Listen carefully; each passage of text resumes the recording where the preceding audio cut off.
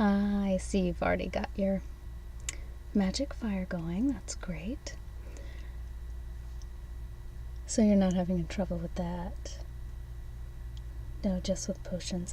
Well, I'm Mrs. Samedi. Very nice to meet you, and I'll be tutoring you on potions today. Great. Well, I have a few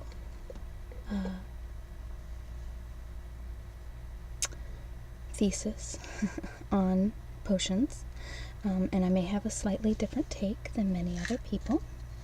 So my first caveat is that you do not have to starve to do magic. And so all of my potions are things that you can eat and you can share with others. And I find that's a really nice way to do your potion instead of something icky and nasty. The other part, so what makes the difference between cooking and doing a potion? And basically it is your intention. So when you're cooking and you're thinking about other things, or you're watching television, or you're listening to the radio, you are not making a potion. When you go into your cooking with an intention of what you are trying to set into the food that you are making, you are making a potion and doing magic. So I just find it's more entertaining for me to make my potions into food. So we will be working on 3 different potions today that I know, and I know that your teacher has a similar stance. So these are all various homework assignments that I know you've struggled with, so we'll work on them together. But I just want to go through them first, each one, and kind of give you my take on them. So the first is going to be, you have your potion book. Good, I have them all printed out. The first is going to be a Ricotta Flatbread. And you do understand that for magical cooking it does need to be vegetarian. Yes, because meat and fish have too strong of a life force to put the magic into. But the plants absorb the magic very well. And dairy, you need to limit how much dairy you use, because the dairy can be difficult to work with too. So it may be why you're struggling with this one particularly, because it has ricotta flatbread bread, but it's got the roasted grapes with it.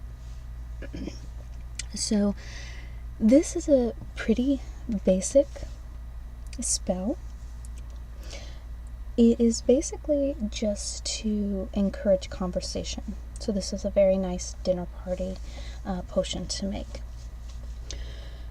And it says here, we love the combination of sweet and salty, and this dish really hits a home run.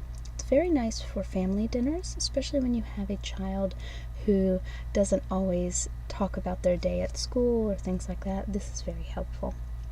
Creamy ricotta, sautéed leeks, and peppery arugula are complemented by roasted grapes and a sweet touch to this rustic flatbread. What element of magic do you excel at? Water. That's very common. That's what I expected. A lot of magicians who excel at water, they kind of douse the fire of their potion making. I have a lot of water in my chart as well. I work very well with water magic, although it is not my main element. But so I can give you some tips as to how to deal with your water magic. The first thing that you want to do when you are making your potion is you want to ground yourself very well. So you can get some, do I have some here? I usually have something in my bag of tricks. A black tourmaline or obsidian. Obsidian's nice because it's rather gentle. Keeping that with you, keeping that in your pocket while you're cooking. Picturing yourself as a tree with your ankles at the top of the earth and your feet as the roots. Picturing source energy coming up through you. Those are all nice grounding techniques. Smudging is also very helpful, although it's less needed when you're using a magical fire and a cauldron as you are. So that will all, with water, with strong water magic, you need to really prepare prior to making potions. Those of us with strong fire and air magic are able to sort of jump right into a potion without a lot of preparation. And the only real difference with water magicians is that they need to ground they need to prepare. So they need to ground. They need to spend quite a lot of time working on their magical fire. And you seem very adept at making a magical fire, so that is probably not your problem. It's probably around grounding. And taking a lot of time, so to bring the air element into your body, you need to spend a lot of time smelling what you are cooking as you go along, and a lot of time tasting as well to bring that fire element in. It will also really improve the dish if you are smelling and tasting as you go along.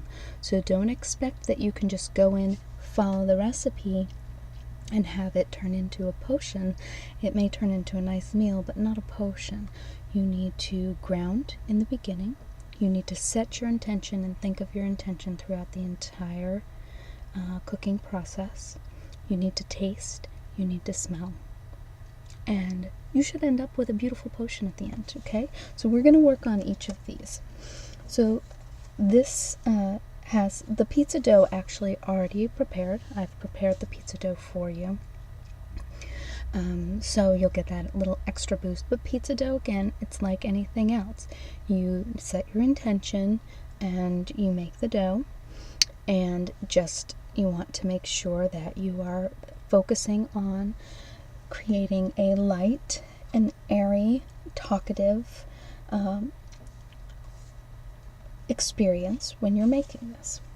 We've got fresh rosemary, we've got a leek, we've got ricotta, red grapes, and arugula. This is a very nice meal. It's rather high in calories. It's 768 calories, but that's if you ate half of this pizza, which that would be a lot of pizza to eat. So about a third is probably more appropriate. You're going to preheat the oven if you were using an oven. So you want to focus your intention on your magical flame. Now, are you pretty good at setting temperatures on your flame? Okay. You really want to think of the number. So for this one, it's 425. But you just want to think, have you spent much time with an oven, kind of playing around with an actual oven? Okay. That is one thing I'm going to have you do. I'm going to set you a homework assignment to go work with Esmeralda in the kitchen for one afternoon. And what I really want you to do, and she will help you with this too, because I'll let her know your reason for being there. I want you to spend quite a lot of time working with the oven at different temperatures. So you know the difference between what 425 feels like when you open the oven and you feel that blast of air from 425 versus 325. So that when you are setting your intention with your magical flame, you can really not just think of the number, but know what that level of heat is. So later this week, I'll have you go and spend some time with Esmeralda.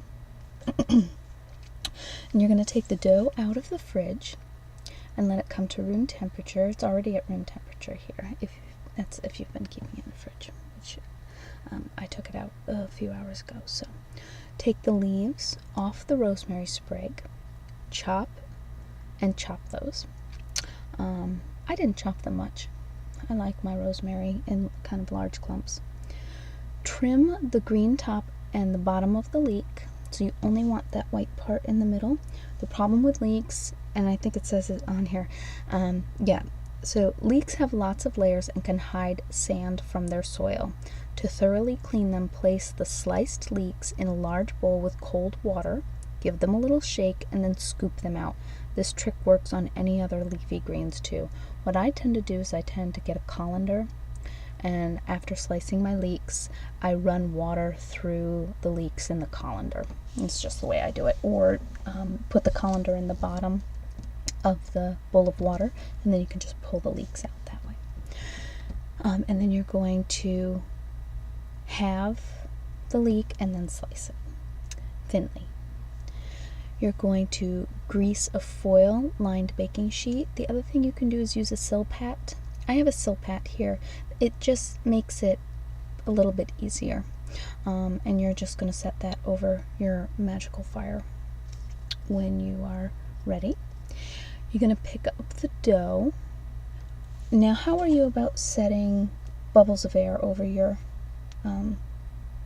magical fire for an oven type situation? I struggle a little bit. Okay, so air is not your strongest. Okay, well, we will work on that. And again, I think if you are smelling things regularly as you go along, that will help you really set that bubble, because you will have been working with air. Okay, and the smudging may help you. You know, you really want to smell that wood smoke from your magical fire too. And sometimes having a real fire in the fireplace is helpful because you get that smell. I don't like burning incense or anything like that when I'm cooking because I want to be able to very clearly smell the actual food and the fire. But you want to be very conscious of that. So you're going to pick up the dough and stretch it out with your hands. You can use a rolling pin if you want. I like to just kind of push it into the baking pan, or I roll it, I make it circular and I put it on a stone to cook too. Sometimes I'll levitate a stone over my magical fire and then just cook it on the stone too, and that's kind of nice. Keep stretching it until you have formed a rough rectangle. Make sure the dough is as even as possible. It's okay if it doesn't fill the entire baking sheet. Poke the dough with a fork or else it's going to bubble up. Sometimes it'll still kind of bubble up. That's okay. It doesn't affect the taste at all. And then season with some salt. I don't use a lot of salt. I think people can salt their own according to what they like. Sprinkle with half the rosemary, and then you're going to put it over your magical fire for 20 minutes, and we'll work on setting your air bubble. It's going to be slightly crisp. I actually think 20 minutes is high for this. I think 10 minutes at 425, unless you set your magical fire a little bit lower.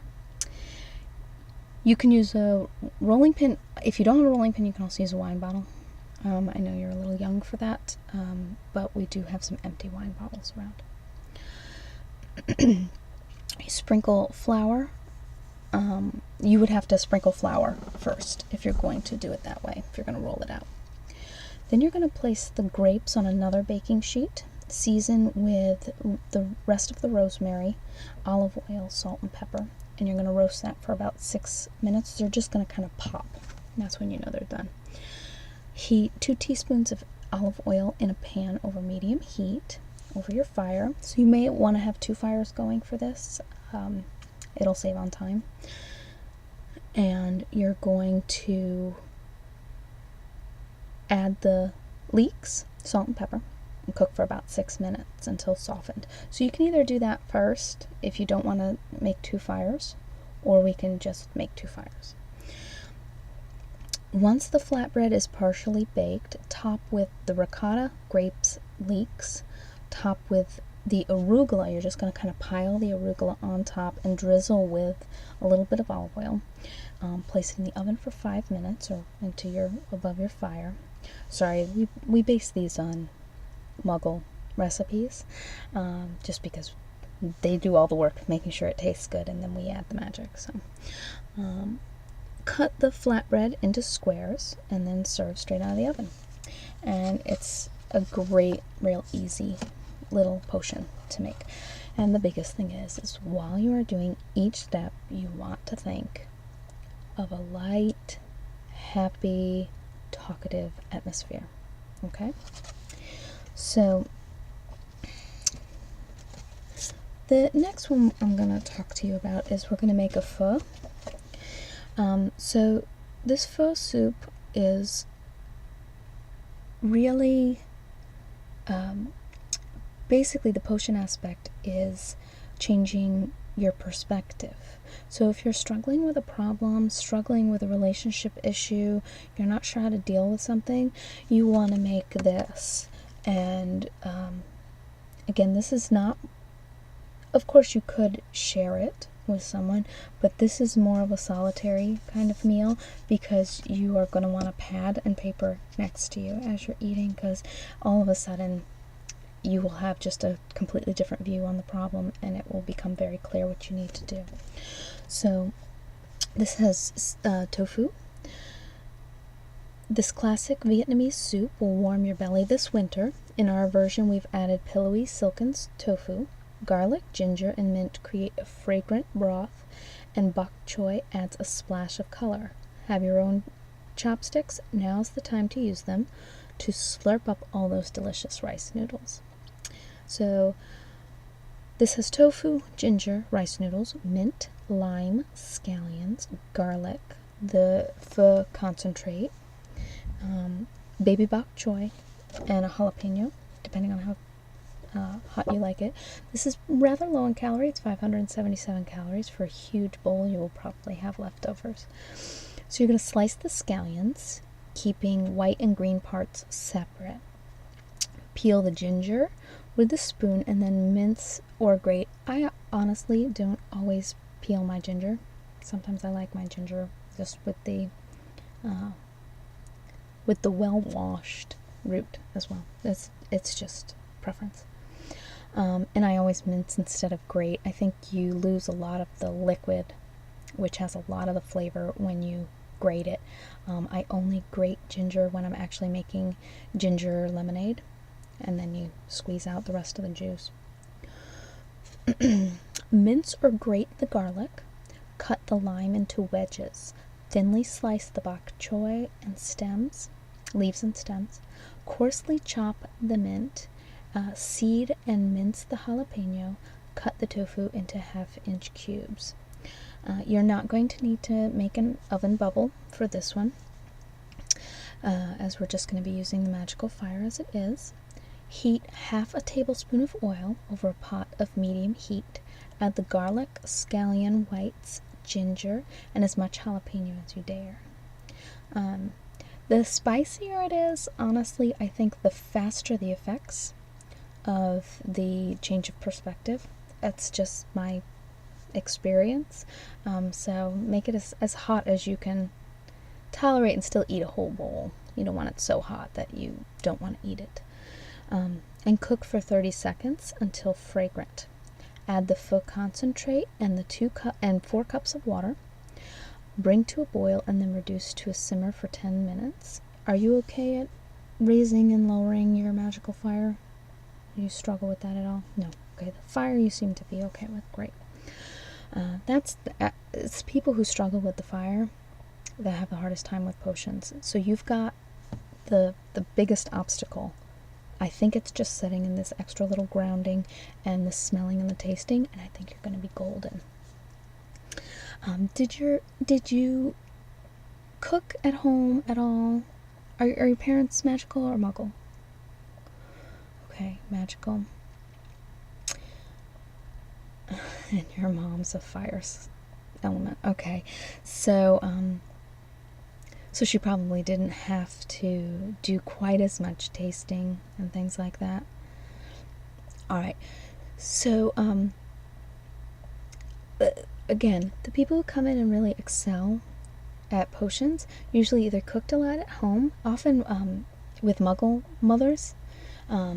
They tasted a lot and would sit in the kitchen, especially girls.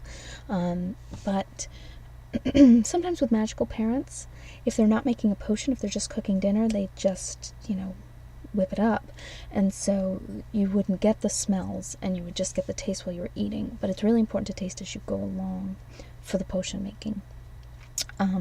So, and again, not everyone made potions out of food. So you may not have had that experience. So it's just going to be, I don't think we're going to have a really big problem. I think a couple of sessions to get you kind of in tune with these extra little things that you need to do as a water magician, and you'll be good as gold. Okay, so you're going to add the tofu, a third of the rice noodles. Yeah, we've got a big thing of rice noodles. You're welcome to take them if you want to try this recipe again. Bok choy to the broth, and actually something you could work on with Esmeralda and do this potion again later. Simmer until the noodles are tender, about 4 minutes. Taste and season with salt and pepper. Serve the pho. So one of the nice things about pho is you have several different garnishes that you can use based on what you like. I often will have extra jalapeno as part of the garnish. So if you don't really like it hot in the soup and you're going to be serving it to someone else who does like it really hot, you can have that on the side and just add that separately. So you can top with the mint, scallion greens, and a lime wedge, and just squeeze the lime wedge in. So that's the pho. And then we have the chipotle black bean tacos, and this is a really nice one. This helps increase your intuition. So if you're going into a hard day, if you know you have a lot of challenges coming up, increasing your intuition will help you to kind of breeze through those and know what you need to do. So this is Bring Back Taco Tuesdays with these delicious and vegetarian black bean tacos.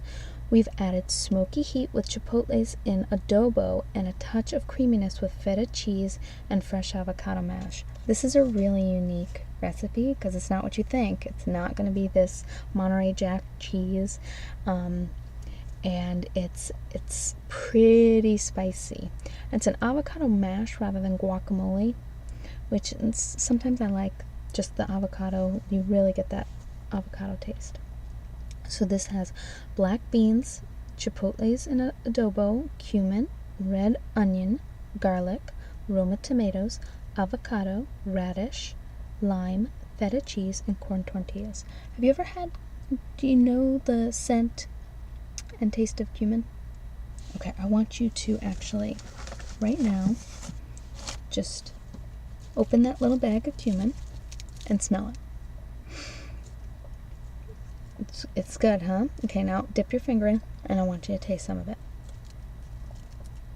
Okay. And that is what I want you to be doing as you're cooking, especially anything you're unfamiliar with, before you add it in. So what if you had hated that? If you hated that, you would make the recipe without it, or with very little of it. And that will make a really big difference. But just the fact that you just had that taste, I bet you have no problem setting the magical air bubble for the flatbread. It's really that simple. It's smelling and tasting. It brings that air in. That's what you'll need. So this is another one that's rather high in calorie. It's 715 calories, but you'll probably have leftovers again, although it's delicious, so it's easy to eat it all. And a lot of that's the avocado, but it's good fat, so it's good for you. You're going to have and peel and finely chop the onions, mince or grate the garlic, zest the lime, and then cut into wedges. Do you know how to zest? Okay, I'll show you how to do that. It's easy. The main thing with zesting is you just don't want to go too deep into the lime, because once you really get to the white part, it's not zest anymore and it starts to get bitter. Thinly slice the radishes, dice the tomato, moving the tough core, drain and rinse the beans. Heat half a tablespoon of olive oil in a pan over medium heat. Add the onions and season with salt and pepper.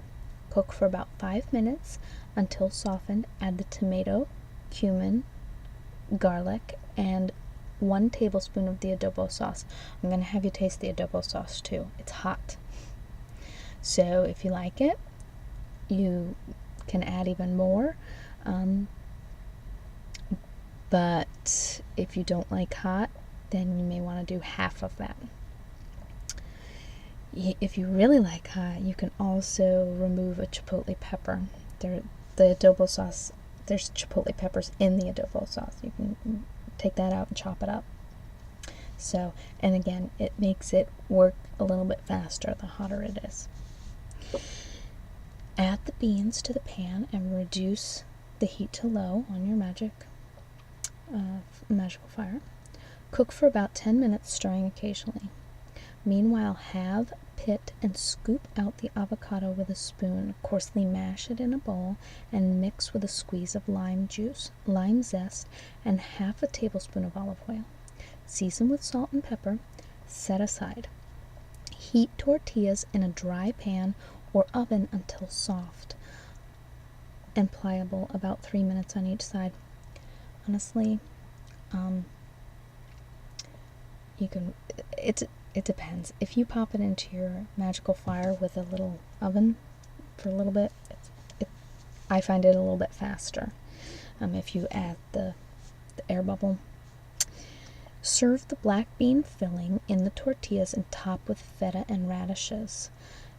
Serve with avocado mash on the side.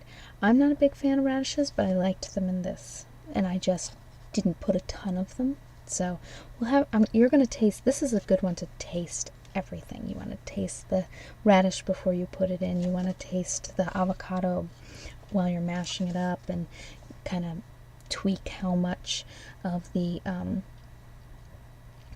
olive oil and the salt and pepper that you add to the mash.